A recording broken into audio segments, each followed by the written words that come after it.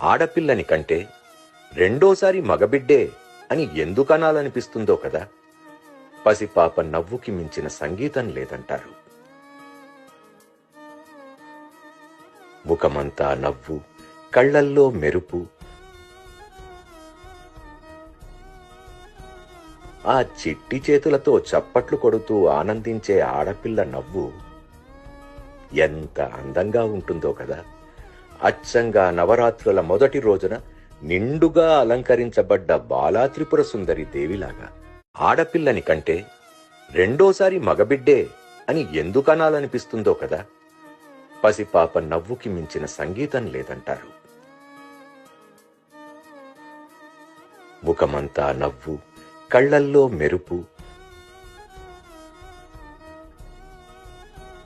ఆ చిట్టి చేతులతో చప్పట్లు కొడుతూ ఆనందించే ఆడపిల్ల నవ్వు